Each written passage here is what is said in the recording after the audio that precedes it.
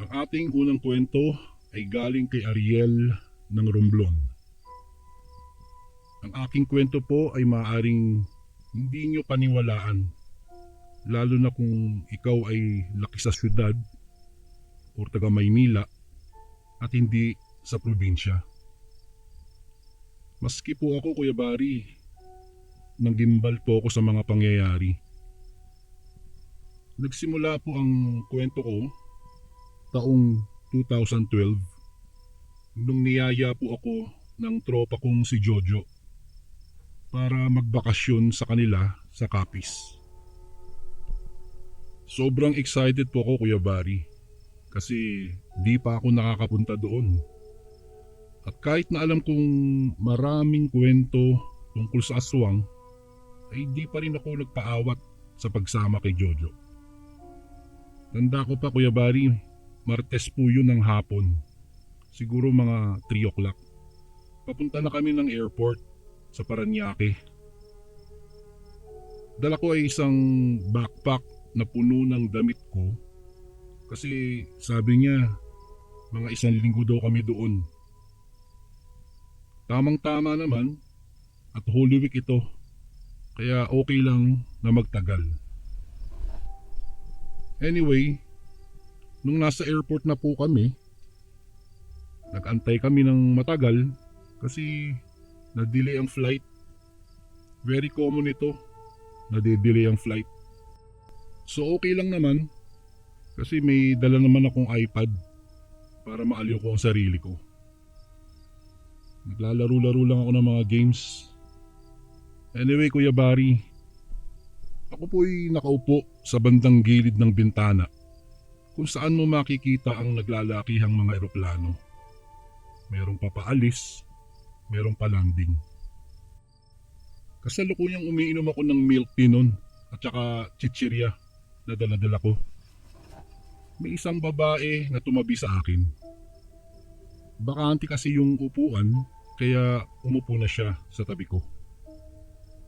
Kapansin-pansin itong babaeng ito kasi meron siyang mahabang buhok na itim, Kuya Bari. At napansin ko, ang mga mata niya ay mapungay, nawari mo'y nangaakit. Nagandahan ako sa kanya. Napatitig ako talaga, Kuya Bari. Pero bigla akong lumihis ng tingin kasi napunan niya na nakatingin ako. So nailang ako, Kuya Bari. Nakita ko na lang sa gilid ng aking mga mata na wari ay ngumiti siya. Ilang sandali lang ay tinawag na ang flight namin. Kami na ang susunod. Boarding na po. So lumakad kami papunta sa eroplano. Marami din kaming kasabay, Kuya Bari, ng mga pasahero. Patungong Rojas City. So sumakay na kami ng eroplano at sa di inaasahang pagkakataon, naging katabi ko ang babae. Napangiti ako, Kuya Bari, at siya naman ngumiti din. Ang sabi ko, "Hi ate, parowas ka rin pala." "Yes kuya, dun din ako pupunta." Sabi ko, "Ako nga pala si Ariel." At nilapit ko ang aking mga kamay upang kamayan siya. Kumamay naman si ate sa akin at nagpakilala. "Hello, ako si Yumi. Yes, papunta ako ng Capiz." Nabigla ako. Sabi ko, "Wow, sakto naman. Doon din kami papunta nitong kaibigan ko. Siya nga pala si Jojo."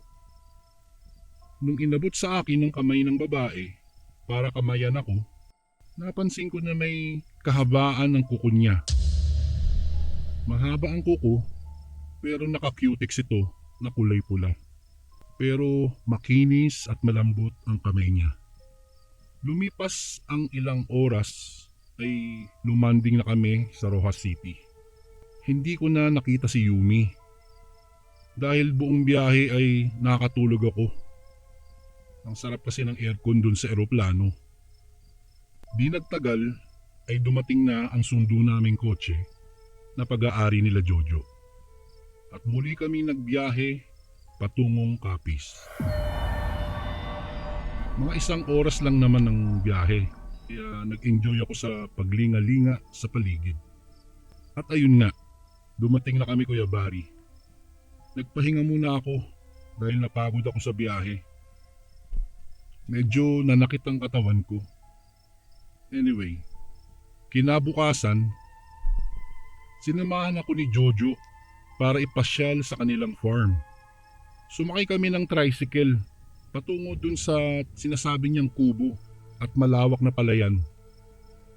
Napakaganda at sariwa ang hangin sa lugar nila. Habang bumabiyahe kami, sakay ang tricycle, may natanaw akong dalawang aso na tila may kinakain sa gilid ng daan. Nung papalapit na ang tricycle namin sa mga aso, nakita kong parang ninungoy ang madugong karne ang dalawang aso. Medyo mabaho, kaya tinakpan ko ang ilong ko. Sabi ko nga, Jo, ano ba yan? Saan palengke kaya galing tong mga kinakain ng mga aso? Natawa lang si Jojo at hindi niya ako sinagot. Napansin kong napalingon sa akin ang mamang driver.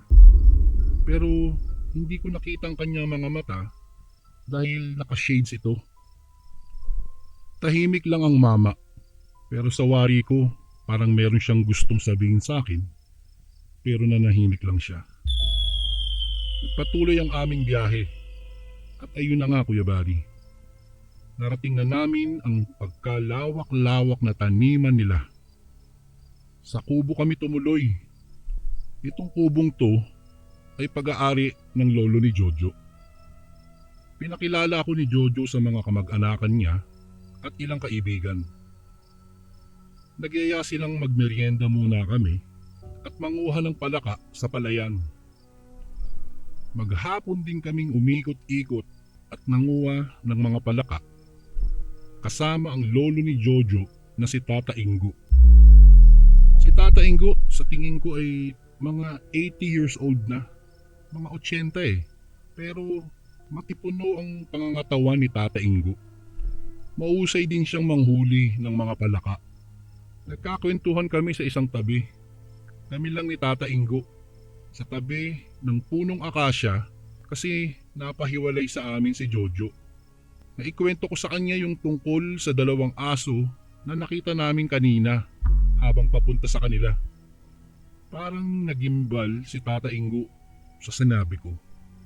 Natahimik siya sandali. Sabi niya, "Anak, nung nakita mo ba yung dalawang aso, tumingin ba sila sa iyo?" Ang sabi ko, "Opo, tumingin po sila saglit kasi tinitignan ko yung kinakain nila." Natahimik si Tata Ingo at napadukot sa bulsa ng kanyang dalang bayong. Tila may kinuha. Inilabas niya ang isang mahabang tali. Tali ang tingin ko Kuya Bari. At ito ibinigay niya sa akin.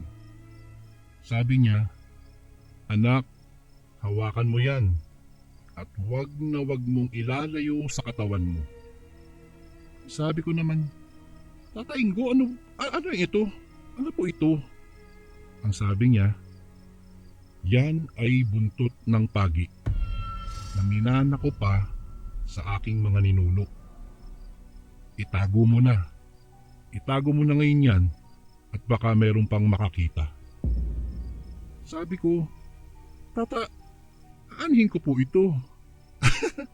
Patawang tanong ko kay Tata Ingo. Sumagot sa akin si Tata Ingo. Ang sabi niya, "Yan ay magiting na sandata." Ang sabi ko naman, "Sandata? Para saan Tata Ingo?" Muling sumagot si Tata Ingo, "Hindi ka ba binalaan ni Jojo sa mga bagay-bagay dito sa Capiz?" Ang sabi ko, "Tata Ingo, wala naman po siyang naikwento or nasabi sa akin bago kami pumunta dito.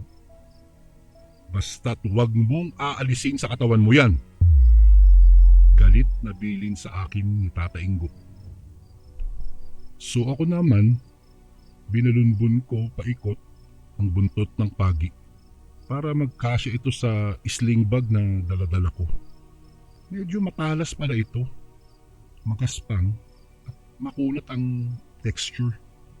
Nag-iisip ako pero ayoko na kulitin si Tata Ingo. At kaming dalawa ay umalis na, pabalik sa kubo. Tinawag na namin si Jojo. Halos mag-aalas 6 na yun. Kaya't inanyayahan kami doon na kami matulog at magpalipas ng gabi. Doon sa bahay nila, sa bahay ni Tata Ingo. Mga 10 minutes walk lang yun, Kuya Bari, kung galing ka doon sa mga palayan at doon sa kubo. So doon na nga kami naghapunan. Napakasarap ng hinanda sa amin ni Tata Ingo at ng pamilya niya.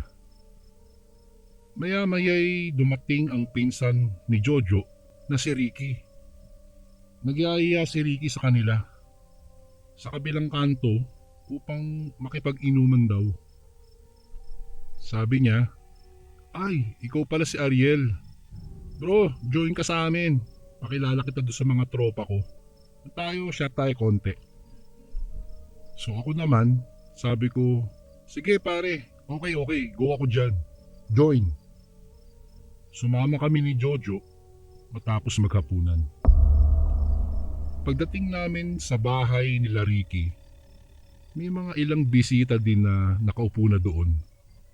2 lalaki at isang babaeng mahaba ang buhok. Nating gulat ko, Kuya Bari, nang makita ko si Yumi. Wow! Napangiti talaga ako. Kasi nakilala ko kaagad siya eh.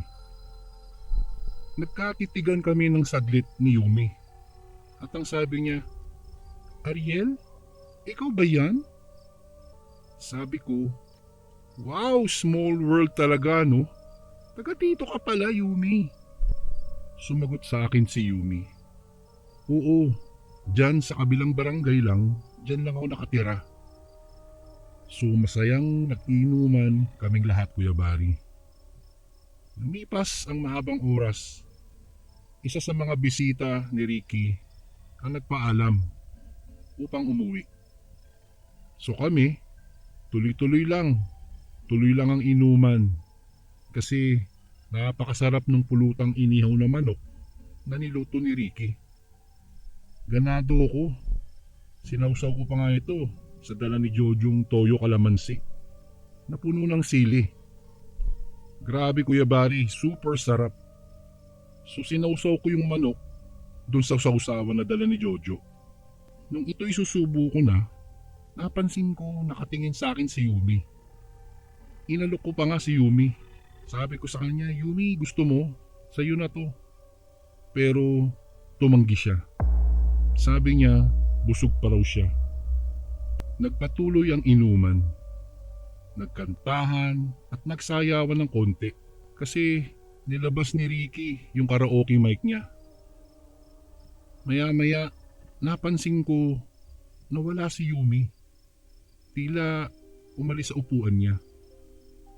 Naglinga-linga ako para tanawin at hanapin pero wala akong nakitang Yumi. Medyo may tama na rin ako ng alak, Kuya Bari, at parang nagjingle ako. So naisip ko, sabi ko kunyari magpapaalam ako para jumingle. Pero ang pakay ko talaga, hanapin si Yumi. Kasi parang gusto ko siyang kausapin. Yung kami lang dalawa, yung solo lang. Para lalo ko siyang mas makilala. Tumayo ako saglit at nagpaalam sa tropa. Sabi ko, "Bro, medyo nagji-jingle ako eh. Saan ba may CR dito?" Ang sagot nila, "Diyan lang sa tabi-tabi, nagkalat ang CR dyan." Nagtawanan pa nga sila. "O sige bro, jijingle lang ako saglit." So lumakad ako para maghanap ng jijinglean. Natuntun ko ang isang malaking puno ng balite. Di ko na pinansin ang puno, Kuya Bari, kasi lasing na yata ako. At parang malakas ang loob ko dahil sa alak. Maya-maya ay may nakita ako sa malayo. Parang isang hayop na nakayuko. Isang hayop na tila may kinakain. Naalala ko tuloy yung mga asong nakita namin kaninang umaga. Pagka jingle ko, lumis ako ng daan patungo dun sa hayop. Gusto ko kasing makuna ng video sa dala kong cellphone. Nagtago ko kaya bari sa may talahiban. Matataas yung talahib dun. Nagdahan-dahan ako para hindi ko siya magambala. Habang binibidyohan ko siya, ay nawala naman ng battery ang cellphone ko. Sa isip-isip ko, busit naman. Nalobat pa to.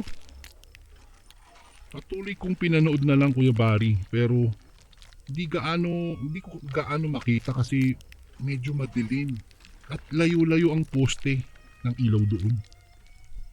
Maya-maya ay tumayo na ang hayop sa pagkakayo ko. Tiningnan kong mabuti kung anong ginagawa niya at gagawin niya. Lumakad ako ng dahan-dahan patungo sa pwesto niya habang ang hayop ay patuloy ang paglayo. Pero napansin kong tila tumatayo na parang tao yung hayop na ito. Oo, biglang naglakad na animoy tao nga at mabilis lumiko doon sa may kantong kasunod. Nasabi ko, shit, ano yun? Kaya hinabol ko para alamin Kuya Bari. Mabilis akong tumakbo patungo sa kanyang direksyon. Naabutan ko pero dumistansya ako. Siguro mga 10 metro lang ang layo namin. Binalot ako ng malamig na pawis kasi nakita ko si Yumi ang hayop na naging tao. Hindi ako magkakamali kasi tanda ko pa ang buhok niyang mahaba. Di ko alam ang gagawin ko Kuya Bari, kaya umatras ako pabalik sa kantong nilikuan niya. Nung nasa kanto na ako, sumagi bigla sa isip ko yung kaninang kinakain niya. Kaya madali akong pumunta dun. Nagulantang ako sa nakita ko. Halos nagkandasuka ako sa amoy ng bituka at dugo na umaago sa kalsada.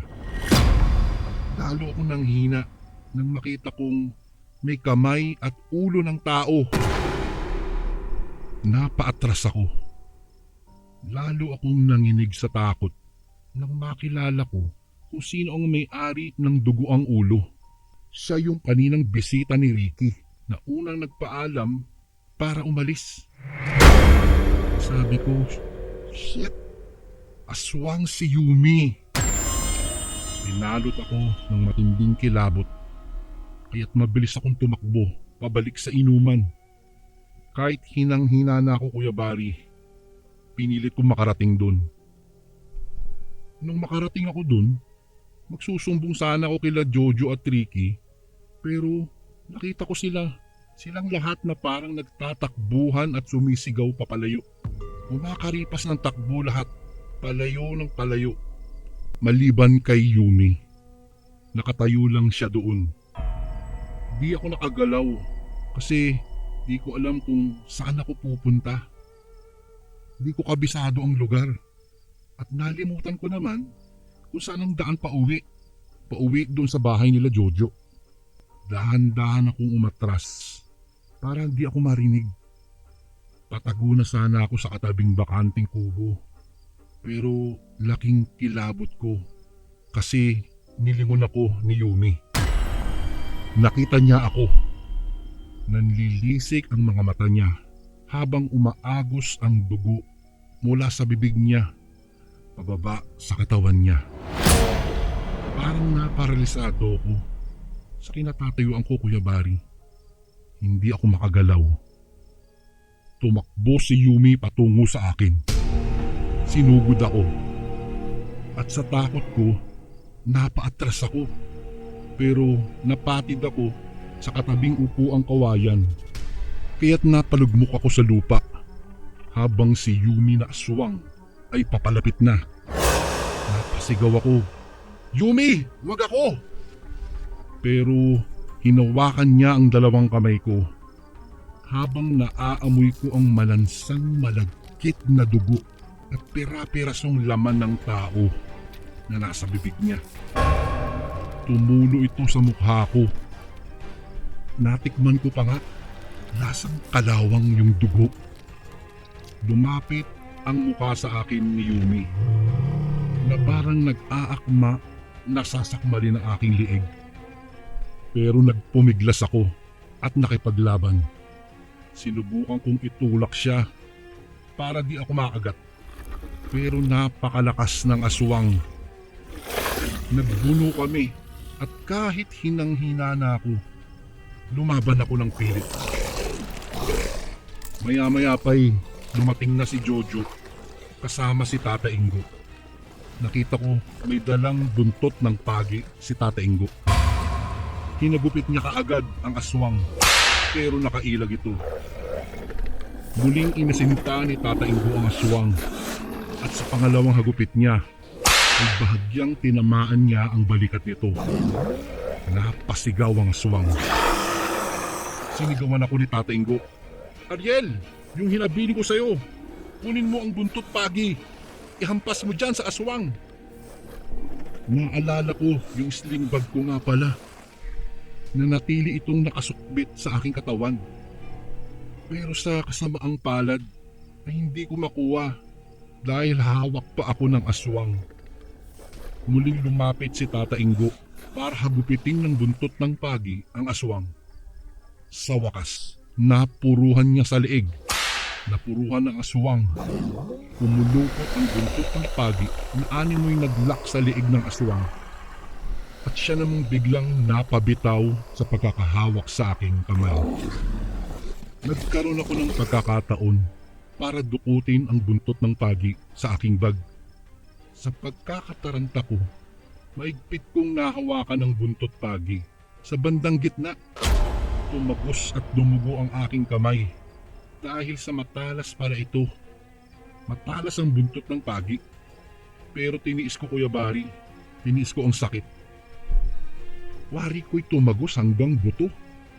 Pero sa isang iglap lang ay naihagupit ko ang buntot pagi sa aswang. Tinamaan ito sa bandang likod hanggang hita. Dala siguro ng matinding takot at taranta ko. Kaya parang napaagaan at madali kong naihampas ang buntot pagi. Napahiyaw ang aswang sa sakit. Samantalang patuloy na hinahagupit si Tata Ingo ng buntot ng pagi ang aswang. Nabitawan ako ng aswang at tuluyang nakawala na sa mahigpit niyang kapit ng matatalim na kuko nito. Hinablot ako ni Tata Ingo para ilayo habang patuloy ang paghiyaw ng aswang dahil sa sunod-sunod na hagupit namin sa kanya. Di nagtagal ay napalugmok ang aswang sa lupa at tila patungo na siya sa kanyang kamatayan. Laking gulat ko dahil biglang parang abo ito, parang nalusaw at bahagyang lumubog pababa. Umatras na kaming tatlo. Umatras papalayo. Walang nagsasalita. Habang nakaabang pa rin kami sa kung ano pang pwedeng mangyari. Tahimik na ang aswang. Patay na ito. Patay na si Yumi. Nabalot ng malamig na hangin at tunog ng kuliglig ang kapaligiran. At may narinig kami, tila iyak ng isang aso. Hanggat ito'y paparami ng paparami. Ang buong paligid ay nabalot sa sunod-sunod na mga alulong ng mga aso. Kung inyo pong nagustuhan ang aming kwento, mag-subscribe na po kayo. Like, comment, and click mo yung bell para sa susunod naming kwento. Hanggang sa muli, ito po si Kuya Bari. Isang napakagandang gabi sa inyong lahat at salamat sa pakikinig.